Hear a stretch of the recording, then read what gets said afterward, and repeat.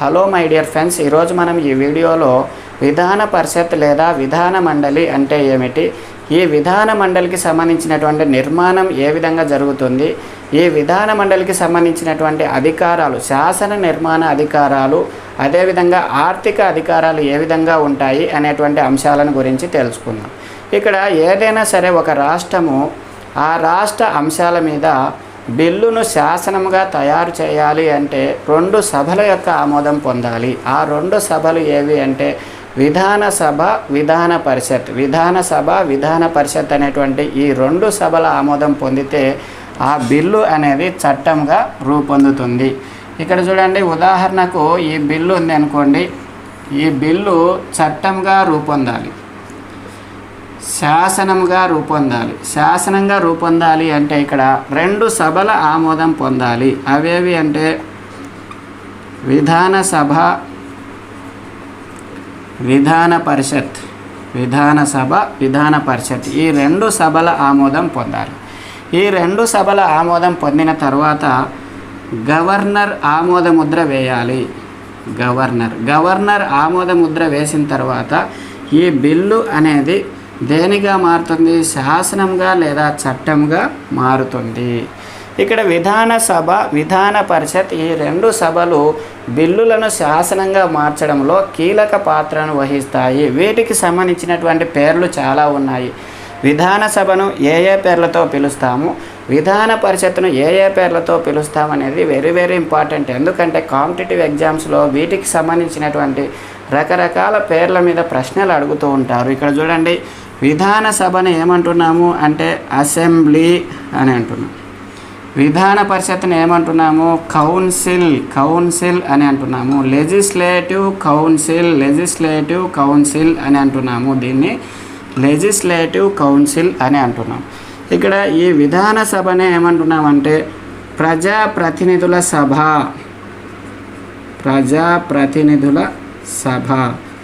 రాష్ట్రంలో ఉన్నటువంటి ప్రజాప్రతినిధుల సభ ఏది అంటే విధానసభ, ప్రజాప్రతినిధుల సభ. ఇక్కడ విధాన పరిషత్తును ఏమంటున్నాము? పెద్దల సభ అని అంటున్నాము. దీన్నే శాసన మండలి అని అంటున్నాము. దీన్ని శాసనసభ అని అంటున్నాం. దీన్ని శాసన మండలి అంటే దీన్ని శాసనసభ అని అంటున్నాం. ఇక్కడ దీన్ని దిగువ సభ అంటే దీన్ని దిగువ సభ అంటాము. దీన్ని ఎగువ సభ అని అంటున్నాము. ఈ విధంగా రకరకాల పేర్లు ఉన్నాయి. విధానసభ, అసెంబ్లీ, ప్రజాప్రతినిధుల సభ, శాసనసభ, దిగువ సభ అని అంటున్నాం. దీన్నే విధాన పరిషత్ అని అంటున్నాం. దీన్నే కౌన్సిల్ అని అంటున్నాము. దీన్నే పెద్దల సభ అని అంటున్నాము. దీన్నే శాసన మండలి అని అంటున్నాము. దీన్నే ఎగువ సభ అని అంటున్నాము. విధాన పరిషత్తు, విధాన మండలి, ఎగువ సభ, దీన్నే పెద్దల సభ అని అంటున్నాం. దీన్నే లెజిస్లేటివ్ కౌన్సిల్ అని అంటున్నాము. ఈ విధంగా 2 సభలను గురించి మంచి అవగాహన తెచ్చుకోవాలి. ఇది ప్రజాప్రతినిధుల సభ కాబట్టి దీనికి అధికారాలు ఎక్కువగా ఉంటాయి. ఇది పెద్దల సభ అంటే పరోక్షంగా ఎన్నుకోబడినటువంటి సభ్యులు ఉంటారు కాబట్టి దీనికి కొద్దిగా అధికారాలు తక్కువగా ఉంటాయి. ఇక్కడ విధాన సభకు సంబంధించినటువంటి మెంబర్ని ఏమంటున్నాము? ఎమ్మెల్యే అంటున్నాము. మెంబర్ ఆఫ్ లెజిస్లేటివ్ అసెంబ్లీ అని అంటున్నాము. ఇక్కడ విధాన పరిషత్తుకు సంబంధించినటువంటి మెంబర్ని ఏమంటున్నాము? ఎమ్మెల్సీ అని అంటున్నాం. మెంబర్ ఆఫ్ లెజిస్లేటివ్ కౌన్సిల్ అని అంటున్నాం. ఈ 2 సభలు శాసన నిర్మాణంలో అత్యంత ప్రాధాన్యత వహిస్తాయి. ఇక్కడ మనము విధాన పరిషత్తుకు సంబంధించినటువంటి అంశాలను గురించి తెలుసుకుందాం. ఏదైనా సరే ఒక రాష్ట్రము శాసన పరిషత్తును లేదా శాసన మండలిని ఏర్పాటు చేసుకోవాలంటే దానికి సంబంధించి ఒక ప్రాసెస్ ఉంది. మన రాజ్యాంగంలో నిబంధన 169, ఆర్టికల్ 169 ఏం తెలుపుతుంది అంటే విధాన మండలి ఏర్పాటు రద్దును గురించి తెలుపుతుంది. మన రాజ్యాంగంలో విధాన పరిషత్ లేదా విధాన మండలి ఏర్పాటును గురించి తెలిపేటువంటి ఆర్టికల్ ఏది అంటే ఆర్టికల్ 169. ఆర్టికల్ 169 ప్రకారము ఏ పద్ధతిని పాటించాలి? ఏదైనా సరే ఒక రాష్ట్రము విధాన పరిషత్తును ఏర్పాటు చేసుకోవాలి అంటే ఆ రాష్ట్ర అసెంబ్లీలో తీర్మానాన్ని ప్రవేశపెట్టాలి. తీర్మానాన్ని ప్రవేశపెట్టి 2/3 సభ్యుల ఆమోదం పొందాలి. ఈ విధంగా ఆమోదం పొందినటువంటి ఈ తీర్మానాన్ని పార్లమెంటుకు పంపించాలి. పార్లమెంట్లో 2 సభలు ఉన్నాయి కదా, లోక్సభ, రాజ్యసభ. లోక్సభ, రాజ్యసభ. పార్లమెంటులో సాధారణ మెజారిటీతో ఆమోదించబడాలి. సాధారణ మెజారిటీతో ఆమోదించబడాలి. ఈ విధంగా ఆమోదించబడిన తర్వాత చివరగా రాష్ట్రపతి ఆమోదముద్ర పొందితే, చివరగా రాష్ట్రపతి ఆమోదముద్ర పడితే అప్పుడు ఆ రాష్ట్రంలో శాసన మండలి లేదా శాసన పరిషత్తును ఏర్పాటు చేసుకోవచ్చు. ఇదే విధంగా ఒక రాష్ట్రంలో ఉన్నటువంటి శాసన మండలి లేదా శాసన పరిషత్తును రద్దు చేసుకోవాలి అని అనుకుంటే ఇదే ప్రాసెస్ను పాటించాలి. రద్దుకు సంబంధించినటువంటి తీర్మానాన్ని అసెంబ్లీలో ప్రవేశపెట్టాలి. ఈ విధంగా అసెంబ్లీలో ప్రవేశపెట్టిన తర్వాత 2/3 వంతు సభ్యుల యొక్క ఆమోదం పొందాలి. ఈ విధంగా ఆమోదం పొందినటువంటి ఈ తీర్మానాన్ని ఏం చేయాలి? పార్లమెంటుకు పంపాలి. పార్లమెంటులో సాధారణ మెజారిటీతో ఆమోదింపజేయాలి. ఈ విధంగా ఆమోదింపజేసిన తర్వాత రాష్ట్రపతి ఆమోదముద్ర పడిన తర్వాత ఆ రాష్ట్రంలో ఉన్నటువంటి విధాన పరిషత్ లేదా విధాన మండలి అనేది రద్దు అవుతుంది. ఈ విధంగా ఆర్టికల్ 169 ఏం తెలుపుతుంది? ఒక రాష్ట్రంలో శాసన పరిషత్ లేదా శాసన మండలి ఏర్పాటు లేదా రద్దును గురించి తెలుపుతుంది. ఈ విధంగా శాసన పరిషత్ లేదా శాసన మండలిని ఏర్పాటు చేసుకోవచ్చు.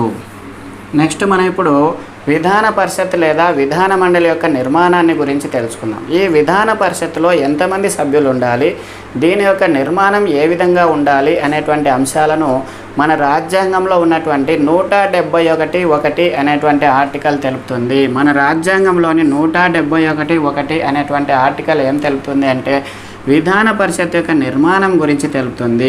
ఈ విధాన పరిషత్తులో ఎంతమంది సభ్యులు ఉండాలి అంటే చూడండి, ఈ సభ్యులను ఏమంటున్నాము? ఎమ్మెల్సీ అని అంటున్నాం. Member of legislative council. Member of legislative council. ఎమ్మెల్సీలు ఎంతమంది ఉండాలి అంటే ఆ రాష్ట్ర శాసనసభ సంఖ్యలో 1/3 వంతు సంఖ్యకు మించరాదు. ఆ రాష్ట్ర శాసనసభ ఉంటుంది కదా, ఈ శాసనసభ సభ్యులు ఉంటారు. ఈ సభ్యుల సంఖ్యలో 1/3 వంతు సభ్యులకు మించరాదు అని తెలుపుతుంది. ఉదాహరణకు ఆంధ్రప్రదేశ్ శాసనసభ, అదేవిధంగా తెలంగాణ స్టేట్ శాసనసభ. ఆంధ్రప్రదేశ్ శాసనసభలో 175 మంది శాసనసభ సభ్యులు ఉన్నారు. ఎమ్మెల్యేలు, వీళ్ళు ఎమ్మెల్యేలు, సభ్యులు ఎమ్మెల్యేలు. ఈ ఎమ్మెల్యేలు ఎంతమంది ఉన్నారు? 175 మంది ఉన్నారు. తెలంగాణ స్టేట్లో 119 మంది ఉన్నారు. ఇక్కడ విధాన పరిషత్లో ఎంతమంది ఉండాలి అంటే ఇక్కడ శాసనసభ సభ్యుల్లో 1/3 వంతుకు మించరాదు అని అంటున్నారు. ఇక్కడ బాగా గమనిస్తే దీన్ని 3తో భాగిస్తే 1/3 వంతు అవుతుంది కదా. 3 5 15 అంటే 58 పాయింట్ సంథింగ్ వస్తుంది, అంటే 58. అదేవిధంగా తెలంగాణ స్టేట్కి సంబంధించి ఇక్కడ చూడండి 3 3 9 3 9 27 అంటే 39.9 వస్తుంది. దీన్ని 40కి రౌండప్ చేసుకోవచ్చు. ఈ విధంగా ఆంధ్రప్రదేశ్ శాసనసభలో 175 మంది ఉంటే శాసన పరిషత్తులో 58 మందికి మించరాదు. అందుకే ఆంధ్రప్రదేశ్ శాసన పరిషత్తులో 58 మందిని చేయడం జరిగింది. తెలంగాణ స్టేట్లో 119 మంది శాసనసభ సభ్యులు ఉంటే శాసన పరిషత్తులో 40 మంది ఉండాలి. అంటే ఏదైనా సరే ఒక రాష్ట్రంలో ఉన్నటువంటి శాసనసభ సభ్యుల్లో 1/3 వంతు సంఖ్యకు మించరాదు. అదేవిధంగా ఈ శాసన మండలిలో శాసన పరిషత్తులో కనీసం 40 మంది ఉండాలి. కనీసం ఎంతమంది ఉండాలి? కనీసం 40 మంది. 40కి తగ్గరాదు. 40కి తగ్గరాదు. కనీసం 40 మంది ఉండాలి. 40కి తగ్గరాదు. ఈ విధంగా తెలుపుతుంది. అదేవిధంగా ఇక్కడ 171(2) అనేటువంటి ఆర్టికల్ ఏం తెలుపుతుంది అంటే ఒక విధాన పరిషత్, ఒక రాష్ట్రానికి సంబంధించి విధాన పరిషత్తును ఏర్పాటు చేయాలి అంటే, విధాన మండలిని ఏర్పాటు చేయాలి అంటే పార్లమెంటు చట్టం చేయవచ్చు. పార్లమెంటు చట్టం చేయవచ్చు. అయితే పార్లమెంటు చట్టం చేయలేదు. ఏదైనా సరే ఒక రాష్ట్రానికి శాసన పరిషత్ కానీ శాసన మండలి కానీ కావాలి అంటే తీర్మానం చేసి పంపితే పార్లమెంటు ఆమోదిస్తుంది. అంతేగాని పార్లమెంటు చట్టం చేయలేదు. పార్లమెంటు చట్టం చేస్తే ప్రతి రాష్ట్రానికి ఖచ్చితంగా ఉండాలి అని అమలు చేస్తుంది. ఖచ్చితంగా ఉండాలని అనేది లేదు. ఏదైనా ఒక రాష్ట్రానికి కావాలంటే ఏర్పాటు చేసుకోవచ్చు. మాకు వద్దు అంటే దాన్ని రద్దు చేసుకోవచ్చు. ఈ విధంగా ఏర్పాటు చేసుకునేటువంటి అధికారాన్ని, రద్దు చేసుకునేటువంటి అధికారాన్ని ఆర్టికల్ 169 మనకు ఇస్తుంది. ఇక్కడ ఈ శాసన మండలి లేదా శాసన పరిషత్ యొక్క నిర్మాణంలో సభ్యులు ఉంటారు కదా, ఈ సభ్యులను ఏమంటున్నాము? ఎమ్మెల్సీ అని అంటున్నాం, మెంబర్ ఆఫ్ లెజిస్లేటివ్ కౌన్సిల్ అని అంటున్నాం. ఈ మెంబర్ ఆఫ్ లెజిస్లేటివ్ కౌన్సిల్స్ను ఏ విధంగా ఎన్నుకుంటారు అంటే 2 రకాల పద్ధతుల్లో ఎన్నుకుంటారు. పరోక్ష పద్ధతి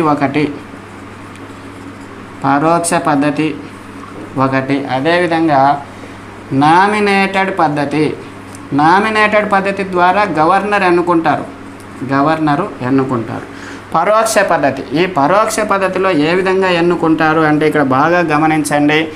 171(3) ప్రకారం 171(3) ప్రకారము శాసన మండలిలో 1/3 వంతు స్థానిక సంస్థల నుంచి ఎన్నుకుంటారు. స్థానిక సంస్థలు అంటే ఏంటి? మున్సిపాలిటీలు, అదేవిధంగా జిల్లా పరిషత్తులు, మండల పరిషత్తులు, ఈ విధంగా స్థానిక సంస్థలు ఉన్నాయి. ఈ స్థానిక సంస్థల నుండి ఎంతమందిని ఎన్నుకుంటారు అంటే 1/3 వంతు 171(a) ప్రకారం 171(a) ప్రకారము 1/3 వంతు మంది స్థానిక సంస్థల నుంచి ఎన్నుకుంటారు, ఎమ్మెల్సీలను ఎన్నుకుంటారు. అదేవిధంగా 171(3)(b) ప్రకారము 1/12 మందిని గ్రాడ్యుయేట్స్ను ఎన్నుకుంటారు. గ్రాడ్యుయేట్స్ అని అంటున్నాం. గ్రాడ్యుయేట్స్ అంటే ఎవరు? ఇంటర్మీడియట్ తర్వాత డిగ్రీ చేసినటువంటి వారిని ఏమంటున్నాము? గ్రాడ్యుయేట్స్ అని అంటున్నాం.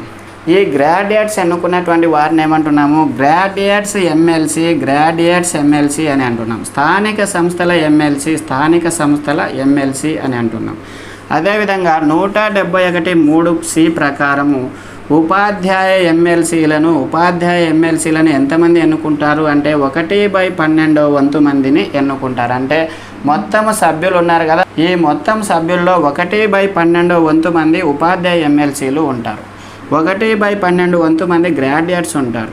అదేవిధంగా 1/3 వంతు మంది స్థానిక సంస్థలకు సంబంధించినటువంటి ఎమ్మెల్సీలు ఉంటారు. నెక్స్ట్ చూడండి, 171(3)(d) ప్రకారము ఇక్కడ విధానసభ సభ్యులు, అసెంబ్లీకి సంబంధించినటువంటి సభ్యులు ఎంతమందిని ఎన్నుకుంటారు అంటే 1/3 వంతు మందిని ఎన్నుకుంటారు. ఈ విధంగా వీరంతా వస్తున్నారు. అదేవిధంగా 171(3)(e) ప్రకారము 1/6 వంతు సభ్యులను గవర్నర్ నామినేట్ చేస్తారు.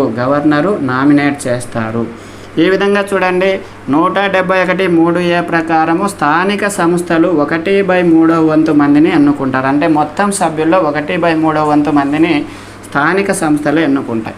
171(3)(b) ప్రకారము 1/12 వంతు మందిని గ్రాడ్యుయేట్స్ ఎన్నుకుంటారు. గ్రాడ్యుయేట్స్ అంటే డిగ్రీ చేసిన వాళ్ళు, బ్యాచిలర్స్. ఇక్కడ బి చూడండి, B means bachelors degree. Bachelors degree అంటే గ్రాడ్యుయేట్ డిగ్రీ ఎవరైతే ఉంటారో వాళ్ళు గ్రాడ్యుయేట్స్ ఎమ్మెల్సీని ఎన్నుకుంటారు. కొన్ని నియోజకవర్గాలను తీసుకుంటారు. ఈ నియోజకవర్గాల్లో పశ్చిమ నియోజకవర్గము, తూర్పు నియోజకవర్గం అని నియోజకవర్గాలు ఉంటాయి. ఈ నియోజకవర్గంలో ఉన్నటువంటి గ్రాడ్యుయేట్స్ అందరూ అంటే డిగ్రీ చదివిన వారు, మొత్తం డిగ్రీ పాస్ అయినటువంటి వాళ్ళు గ్రాడ్యుయేట్ ఎమ్మెల్సీలను ఎన్నుకుంటారు. బి మీన్స్ బ్యాచిలర్, గుర్తుపెట్టుకోండి, బి మీన్స్ బ్యాచిలర్. 171(3)(c) ప్రకారము 1/12 మంది సభ్యులను ఉపాధ్యాయులు ఎన్నుకుంటారు. ఉపాధ్యాయులు అంటే primary school teachers, exit teachers. ఒక స్కూల్లో 3 సంవత్సరాల అనుభవం ఉన్నటువంటి ఒక సెకండరీ గ్రేడ్ టీచరు, ఈ విధంగా ఈ నియోజకవర్గంలో ఉన్నటువంటి సెకండరీ గ్రేడ్ టీచర్సు ఇక్కడ టీచర్ ఎమ్మెల్సీలను ఎన్నుకుంటారు. ఇక్కడ సి అంటే క్లాస్ అని గుర్తుపెట్టుకోండి. సి అంటే క్లాస్లో ఎవరు ఉంటారు? ఉపాధ్యాయులు ఉంటారు. తరగతిలో ఉపాధ్యాయుడు ఉంటాడు. ఈ విధంగా 171(3)(c) ఏం తెలుపుతుంది? 1/12 మంది సభ్యులను ఉపాధ్యాయ ఎమ్మెల్సీలు ఎన్నుకుంటారు. అదేవిధంగా 171(3)(d) ప్రకారము విధానసభ సభ్యులు, అసెంబ్లీలో ఉన్నటువంటి సభ్యులు, ప్రజాప్రతినిధులు 1/3 వంతు సభ్యులను ఎమ్మెల్సీలను ఎన్నుకుంటారు. 171(3)(e) ప్రకారము గవర్నరు 1/6 మందిని నామినేట్ చేస్తారు. వీళ్ళంతా కలిసి 5/6 వంతు కావాలి. మొత్తం 5/6 వంతు పరోక్ష పద్ధతిలో ఎన్నుకుంటారు. 1/6 వంతు గవర్నర్ ఎన్నుకుంటారు. ఇవన్నీ కలిపితే 5/6 అవుతాయో చూడండి. 1/3 స్థానిక సంస్థలు, అదేవిధంగా 1/12 గ్రాడ్యుయేట్స్ ఎమ్మెల్సీలు, అదేవిధంగా 1/12 ఉపాధ్యాయులు ఎన్నుకుంటారు. అదేవిధంగా 1/3 ఎవరు ఎన్నుకుంటారు? విధానసభ సభ్యులు ఎన్నుకుంటారు. వీరంతా కలిసి పరోక్ష పద్ధతిలో ఎంతమందిని ఎన్నుకుంటారు అంటే 5/6 వంతు మందిని ఎన్నుకుంటారు. గవర్నర్ 1/6 వంతు మందిని నామినేట్ చేస్తారు. వీళ్ళందరినీ కలిపితే 5/6 వంతు వస్తుందా లేదా అనేది మనము ఇక్కడ చూడండి. 12 కాసాగు వస్తుంది. 3 4 12, 4 1 4, 12 1 12, 1 1 into 1, 12 12 1 12, 1 into 1 1, 3 4 12, 4 1 4. ఈ విధంగా చూడండి. మొత్తం కలిపితే 5 5 10, 10/12 అవుతుంది. దీన్ని సింప్లిఫై చేస్తే 2 5 10, 2 6 12 అంటే 5/6 వంతు మంది. మొత్తం 5/6 వంతు మంది పరోక్షంగా ఎన్నుకోబడుతూ ఉన్నారు. 1/6 వంతు మంది గవర్నర్ చేత నామినేట్ చేయబడుతూ ఉన్నారు. విధాన పరిషత్ లేదా విధాన మండలికి సంబంధించినటువంటి కాల పరిమితిని గురించి మనం పరిశీలించినట్టయితే ఈ విధాన పరిషత్ సభకు కాల పరిమితి అనేది ఉండదు. కాల పరిమితి అనేది ఉండదు కాబట్టి దీన్ని ఏమంటున్నాము? శాశ్వత సభ అని అంటున్నాం. దీనికి కాల పరిమితి అనేది ఉండదు. ఈ విధాన పరిషత్ సభకు సంబంధించినటువంటి కాల పరిమితిని గురించి మన రాజ్యాంగంలో తెలిపేటువంటి ఆర్టికల్ ఏది అంటే 172(2). ఇక్కడ 172(2)లో 172(2) 2 2లు ఉన్నాయి. TWO2 172(2) ఆర్టికల్ ఏం తెలుపుతుంది? విధాన పరిషత్ సభకు సంబంధించినటువంటి కాల పరిమితిని గురించి తెలుపుతుంది. ఇక్కడ టీ ఉన్నాయి. టీ అంటే ఏంటి? టైం. టీ అంటే టైం. టీ అంటే టైం అంటే కాలము అని అర్థం. ఈ విధంగా విధాన పరిషత్కు సంబంధించినటువంటి కాల పరిమితిని గురించి తెలిపేటువంటి మన రాజ్యాంగంలోని ఆర్టికల్ ఏది అంటే 172(2) అనేటువంటి ఆర్టికల్. ఇక్కడ దీన్ని శాశ్వత సభ అని అంటున్నాం. శాశ్వత సభ అంటే ఏంటి? విధానసభ సభ మాదిరి 5 సంవత్సరాలకు ఒకసారి దీంట్లో ఉన్నటువంటి సభ్యులు మొత్తము రాజీనామా చేయరు. వారి యొక్క కాల పరిమితి అనేది అయిపోదు. ఇక్కడ ఏం జరుగుతుంది అంటే ప్రతి 2 సంవత్సరాలకు ఒకసారి 2/3 వంతు సభ్యులు 2/3 వంతు సభ్యులు ప్రతి 2 సంవత్సరాలకు ఒకసారి పదవీ విరమణ చేస్తూ ఉంటారు. ఈ విధంగా పదవీ విరమణ చేస్తున్నటువంటి ఈ సభ్యుల స్థానంలో కొత్త సభ్యులను ఎన్నుకుంటూ ఉంటారు. ఈ విధంగా ఎన్నుకోవడం వల్ల ఏం జరుగుతుంది? ఈ సభ అనేది కొనసాగుతూ ఉంటుంది. ఈ సభ్యుల పదవీ కాలం 6 సంవత్సరాలు. ఈ 6 సంవత్సరాల కాలంలో ఏం జరుగుతుంది అంటే ప్రతి 2 సంవత్సరాలకు ఒకసారి 2/3 వంతు మంది సభ్యులు పదవీ విరమణ చేస్తూ ఉంటారు. ఈ విధంగా కొంతమంది పదవీ విరమణ చేస్తూ ఉంటే మరికొంతమందిని ఎన్నుకుంటూ ఉంటారు. ఈ విధంగా ఎన్నుకోవడం వల్ల ఏం జరుగుతుంది? ఈ సభ అనేది నిరంతరాయంగా కొనసాగుతూ ఉంటుంది. అందుకే దీన్ని ఏమంటున్నాము? శాశ్వత సభ అని అంటున్నాము. ఇక్కడ విధాన పరిషత్ సభ అనేది సంవత్సరానికి ఎన్నిసార్లు సమావేశమవుతుంది? సంవత్సరానికి ఎన్నిసార్లు అంటే 2 సార్లు. శాసనసభ లాగానే శాసనసభ కూడా సంవత్సరానికి 2 సార్లు సమావేశమవుతుంది కదా. ఈ విధంగా ఇక్కడ కూడా విధాన పరిషత్కు సంబంధించినటువంటి ఈ సభ కూడా సంవత్సరానికి 2 సార్లు ఖచ్చితంగా సమావేశం కావాలి. నెక్స్ట్ చూడండి, 173 ఆర్టికల్ ఏం తెలుపుతుంది అంటే సభ్యుల యొక్క అర్హతలను గురించి తెలుపుతుంది. ఇక్కడ విధాన పరిషత్కు ఎన్నికయ్యేటువంటి సభ్యుల యొక్క అర్హతలు ఏ విధంగా ఉండాలి అంటే 30 సంవత్సరాలు ఉండాలి. సభ్యుని యొక్క వయస్సు 30 సంవత్సరాలు ఉండాలి. అదేవిధంగా భారత పౌరుడై ఉండాలి. అదేవిధంగా 30 సంవత్సరాలు ఉండాలి. పార్లమెంటు నిర్దేశించినటువంటి అర్హతలు మొత్తం ఉండాలి. పార్లమెంటు ఏదైతే అర్హతలను నిర్దేశిస్తుందో ఆ అర్హతలన్నీ ఉండాలి.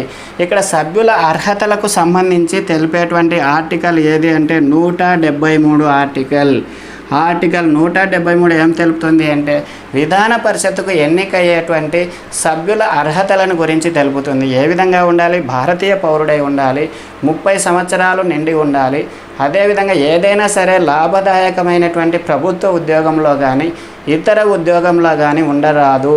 ఈ విధంగా 30 సంవత్సరాల వయసు ఉన్నటువంటి వారిని ఇక్కడ విధాన పరిషత్ సభ్యులుగా నియమిస్తారు. నెక్స్ట్ చూడండి, 189(3) కోరం. 189(3) అనేటువంటి ఆర్టికల్ కోరమును తెలుపుతుంది. కోరం అంటే ఏంటి? కోరం అంటే సమావేశం జరిపేదానికోసము కనీస సభ్యుల సంఖ్యను కోరం అని అంటున్నాం. సభ జరిగేదానికోసము కనీస సభ్యుల సంఖ్యను ఏమంటున్నాము? కోరం అని అంటున్నాము. ఇక్కడ విధాన పరిషత్కు సంబంధించినటువంటి కోరం ఎంత ఉంది అంటే 1/10 సభ్యుల్లో 1/10 మంది హాజరు కావాలి. 1/10 మంది హాజరైతే అప్పుడు సభ అనేది జరుగుతుంది. లేకుంటే కనీసం 10 మంది హాజరు కావాలి. కనీసం ఎంతమంది హాజరు కావాలి? 10 మంది హాజరు కావాలి. కోరం అంటే ఏంటి? సభ జరిగేదానికోసం కనీసం హాజరయ్యేటువంటి సభ్యుల సంఖ్యను కోరం అని అంటున్నాము. ఇక్కడ విధాన పరిషత్ సభ జరగాలి అంటే 1/10 మంది సభ్యులు హాజరు కావాలి. లేకుంటే కనీసం 10 మంది ఉంటే చాలు. దీన్ని ఏమంటున్నాము? కోరం అని అంటున్నాము. ఈ కోరం గురించి తెలిపేటువంటి ఆర్టికల్ ఏంటి? 189(3) అనేటువంటి ఆర్టికల్. నెక్స్ట్ చూడండి, చైర్మన్, డిప్యూటీ చైర్మన్. ఇక్కడ చైర్మన్, డిప్యూటీ చైర్మన్ ఎన్నికకు సంబంధించి తెలిపేటువంటి ఆర్టికల్ ఏది అంటే 182. నిబంధన 182 ఏం తెలుపుతుంది అంటే నిబంధన 182 ఆర్టికల్ 182 ఏం తెలుపుతుంది మన రాజ్యాంగంలో అంటే ఇక్కడ మండలికి సంబంధించినటువంటి చైర్మన్, డిప్యూటీ చైర్మన్ల ఎన్నికను గురించి తెలుపుతుంది. చైర్మన్, డిప్యూటీ చైర్మన్ల ఎన్నికను గురించి తెలుపుతుంది. ఇక్కడ చైర్మన్గా ఎవరిని ఎన్నుకుంటారు అంటే ఇక్కడ మెజారిటీ సభ్యులు ఎవరైతే సూచిస్తారో అంటే దీంట్లో మండలిలో సభ్యులు ఉంటారు కదా, ఈ సభ్యులు మెజారిటీ సభ్యులు ఎవరినైతే సూచిస్తారో వారు చైర్మన్గా ఎన్నికవుతారు. అదేవిధంగా డిప్యూటీ చైర్మన్ కూడా అదేవిధంగా ఎన్నికవుతారు. ఇక్కడ చైర్మన్, డిప్యూటీ చైర్మన్కి సంబంధించినటువంటి విధులు ఏ విధంగా ఉంటాయి అంటే ఈ చైర్మన్ ఏం చేస్తాడు? సభ సమావేశాలకు అధ్యక్షత వహిస్తాడు. ఇక్కడ మండలికి సంబంధించినటువంటి సభ సమావేశాలకు అధ్యక్షత వహించేవారు ఎవరు అంటే చైర్మన్. ఒకవేళ చైర్మన్ అందుబాటులో లేడు అనుకోండి, డిప్యూటీ చైర్మన్ ఉన్నారు కదా, ఈ డిప్యూటీ చైర్మన్ సభ సమావేశాలకు అధ్యక్షత వహిస్తారు. ఇక్కడ శాసనసభకు సంబంధించినటువంటి చైర్మన్ ఏమంటున్నాము? స్పీకర్ అని అంటున్నాము. స్పీకర్. ఇక్కడ మండలికి సంబంధించినటువంటి ఆయన ఏమంటున్నాము? చైర్మన్. ఈ స్పీకర్కు ఈ చైర్మన్కు ఏంటి తేడా? ఈ స్పీకర్కు చైర్మన్కు అన్నీ ఒకే విధమైనటువంటి విధులు ఉంటాయి, ఒకే విధమైనటువంటి అధికారాలు ఉంటాయి. అయితే స్పీకర్కు కొన్ని అధికారాలు ఎక్కువగా ఉంటాయి, చైర్మన్కు తక్కువగా ఉంటాయి. ఇక్కడ అసెంబ్లీ స్పీకర్కు, మండలికి చైర్మన్ ఉన్నారు, స్పీకర్కు చైర్మన్కు ఒకే విధమైనటువంటి అధికారాలు ఉంటాయి. అయితే స్పీకర్కు చైర్మన్కు ఏంటి తేడా అంటే ఏదైనా సరే ఒక బిల్లు వచ్చినప్పుడు అది సాధారణ బిల్లా లేదా ఆర్థిక బిల్లా అని నిర్ణయించేటువంటి విచక్షణ అధికారం స్పీకర్కు ఉంటుంది. విచక్షణ అధికారము అంటే సాధారణ బిల్లా లేకుంటే ఆర్థిక బిల్లా అని విచక్షణ చేసేటువంటి అధికారము స్పీకర్కు ఉంటుంది, అదే చైర్మన్కు ఉండదు. వెరీ వెరీ ఇంపార్టెంట్, దీన్ని బాగా గుర్తుంచుకోవాలి. స్పీకరు, చైర్మన్ ఈ ఇద్దరి విధులు ఒకే విధంగా ఉంటాయి. అయితే స్పీకర్కు చైర్మన్కు ఏంటి తేడా అంటే ఒక బిల్లు వచ్చినప్పుడు దాన్ని సాధారణ బిల్లా లేకుంటే ఆర్థిక బిల్లా అని విచక్షణ చేసేటువంటి అధికారము స్పీకర్కు ఉంటుంది, చైర్మన్కి అనేది ఉండదు. ఇక్కడ బాగా గమనించినట్టయితే నెక్స్ట్ చూడండి, ఆర్టికల్ 183. ఆర్టికల్ 183 ఏం తెలుపుతుంది అంటే రాజీనామా విధానమును గురించి తెలుపుతుంది. ఎవరైనా సరే మండలి చైర్మన్ రాజీనామా చేయాలి అని అనుకుంటే డిప్యూటీ చైర్మన్కు రాజీనామా లేఖను అందజేయాలి. అదే డిప్యూటీ చైర్మన్ రాజీనామా చేయాలి అని అనుకున్నాడు అనుకోండి, చైర్మన్కు రాజీనామా లేఖను అందజేయాలి. ఇక్కడ చైర్మన్, డిప్యూటీ చైర్మన్ ఉన్నారు కదా, చైర్మన్, డిప్యూటీ చైర్మన్. ఈ విధంగా చైర్మన్, డిప్యూటీ చైర్మన్లలో చైర్మన్ రాజీనామా చేయాలి అని అనుకుంటే లేఖను డిప్యూటీ చైర్మన్కి అందజేస్తారు. డిప్యూటీ చైర్మన్ రాజీనామా చేయాలి అని అనుకుంటే చైర్మన్కి అందజేస్తాడు. ఈ విధంగా చైర్మన్, డిప్యూటీ చైర్మన్ రాజీనామా చేసేటువంటి విధానం గురించి మన రాజ్యాంగంలో ఆర్టికల్ 183 అనేది తెలుపుతుంది. విధాన పరిషత్ లేదా విధాన మండలికి సంబంధించినటువంటి శాసన నిర్మాణ అధికారాలను పరిశీలించినట్టయితే దీని యొక్క అధికారాలు చాలా తక్కువగా ఉంటాయి. విధాన సభతో పోల్చుకుంటే విధాన మండలికి శాసన నిర్మాణ అధికారాలు చాలా తక్కువగా ఉంటాయి. ఎందుకంటే ఈ విధాన సభ అనేది ప్రజాప్రతినిధులతో ఏర్పడినటువంటి సభ. ఇక్కడ ఈ విధాన పరిషత్ అనేది పరోక్షంగా ఎన్నిక కాబడినటువంటి పెద్దలతో ఏర్పడినటువంటి సభ. ఇది సలహాలు ఇచ్చేదానికోసం, సలహాలు ఇచ్చి ప్రభుత్వాన్ని సరైనటువంటి దారిలో నడిపేదానికోసం ఏర్పడినటువంటి సభ. ఈ విధాన పరిషత్కు సంబంధించినటువంటి శాసన నిర్మాణ అధికారాలను గురించి తెలిపేటువంటి ఆర్టికల్ ఏది అంటే ఆర్టికల్ 197. ఈ ఆర్టికల్ 197 ఏం తెలుపుతుంది? శాసన నిర్మాణ అధికారాలు, విధాన పరిషత్కు ఉన్నటువంటి శాసన నిర్మాణ అధికారాలను గురించి తెలుపుతుంది. ఇక్కడ ఏదైనా సరే శాసనసభలో ఆమోదం పొంది శాసన మండలికి వచ్చినటువంటి బిల్లు ఉంటుంది కదా, ఈ బిల్లును శాసన మండలి తిరస్కరించవచ్చు, లేకుంటే ఆమోదించవచ్చు లేదా తిరస్కరించవచ్చు. సవరణలను కూడా ప్రతిపాదించేటువంటి అవకాశం ఉంది. ఏదైనా సరే ఒక బిల్లు శాసనసభలో ఆమోదం పొంది శాసన మండలికి వచ్చినప్పుడు దాన్ని ఆమోదించవచ్చు లేదా తిరస్కరించవచ్చు లేదా సవరణలను ప్రతిపాదించవచ్చు. ఈ విధంగా చేయవచ్చు. ఏదైనా సరే అది 3 నెలల లోపల చెప్పాలి. 3 నెలల లోపల ఏ విషయం చెప్పకపోతే ఆమోదించడం లేదా తిరస్కరించడం లేదా సవరణలు చెప్పడం అనేది 3 నెలల లోపల చేయకపోతే 3 నెలల తర్వాత తిరిగి అదే బిల్లును శాసనసభ ఆమోదించి పంపినట్టయితే 1 నెల లోపల మళ్ళీ దానికి సంబంధించినటువంటి సవరణలు ప్రతిపాదించవచ్చు, దాన్ని డిలే చేయవచ్చు. ఈ విధంగా 4 నెలల పాటు ఏదైనా సరే ఒక బిల్లు వచ్చినప్పుడు 4 నెలల పాటు దాన్ని ఒత్తిడి చేసి ఆపేదానికి వీలవుతుంది. మొదట ఒక బిల్లును పంపించినప్పుడు 3 నెలల కాలాన్ని తీసుకోవచ్చు. ఎందుకంటే దీనికి సంబంధించినటువంటి సవరణలు సూచించేదానికోసం 3 నెలల కాలం తీసుకోవచ్చు. 3 నెలల పాటు తీసుకోకపోతే ఆటోమేటిక్గా ఏం జరుగుతుంది? మళ్ళీ అదే బిల్లును ఆమోదించి శాసనసభ శాసన మండలికి పంపుతుంది. శాసన మండలికి పంపినప్పుడు మళ్ళీ ఒక నెల పాటు సవరణలు ప్రతిపాదించేదానికోసం లేకుంటే ఆమోదించవచ్చు లేదా తిరస్కరించవచ్చు. ఈ విధంగా 1 నెల కాలం తీసుకోవచ్చు. 4 నెలల కాలం తర్వాత ఆ బిల్లు ఆటోమేటిక్గా ఈ బిల్లు ఏదైతే ఉందో అది ఆమోదించబడి చట్టంగా మారుతుంది. అంటే ఏదైనా సరే ఒక బిల్లును ఈ విధాన పరిషత్ 4 నెలల పాటు ఆపేటువంటి అధికారం అనేది ఉంటుంది. ఇది శాసన నిర్మాణ అధికారం గురించి తెలుపుతుంది. ఆర్టికల్ 197 అనేది విధాన పరిషత్కు ఉన్నటువంటి శాసన నిర్మాణ అధికారాలను గురించి తెలుపుతుంది. నెక్స్ట్ మనం ఇప్పుడు విధాన పరిషత్కు ఉన్నటువంటి ఆర్థిక అధికారాలను గురించి తెలుసుకుందాం. ఆర్థిక అధికారాలను గురించి తెలిపేటువంటి ఆర్టికల్ ఏది అంటే 198. ఆర్టికల్ 198 ఏం తెలుపుతుంది అంటే విధాన పరిషత్కు ఉన్నటువంటి ఆర్థిక అధికారాలను గురించి తెలుపుతుంది. విధాన పరిషత్తుకు ఎలాంటి ఆర్థిక అధికారాలు లేవు. ఏదైనా సరే ఒక బిల్లు అంటే ఆర్థిక బిల్లు ఏదైనా సరే విధాన పరిషత్తుకు వచ్చినప్పుడు ఈ బిల్లును ఖచ్చితంగా ఆమోదించాలి. దీన్ని ఏమంటున్నాము? అప్రాప్రియేషన్ బిల్ అని అంటున్నాము. ఆర్థిక బిల్లు ఏదైనా సరే ఒక ఆర్థిక బిల్లు విధాన సభకు వచ్చినప్పుడు ఖచ్చితంగా ఆమోదించాలి. ఆ విధంగా ఖచ్చితంగా ఆమోదించకపోతే ఈ ఆర్థిక బిల్లు అనేది ఆటోమేటిక్గా 14 రోజుల తర్వాత అమల్లోకి వస్తుంది. 14 రోజుల తర్వాత ఆటోమేటిక్గా అమల్లోకి వస్తుంది. ఏదైనా సరే ఆర్థిక బిల్లును మొట్టమొదట విధాన పరిషత్తులో ప్రవేశపెట్టేదానికి వీల్లేదు.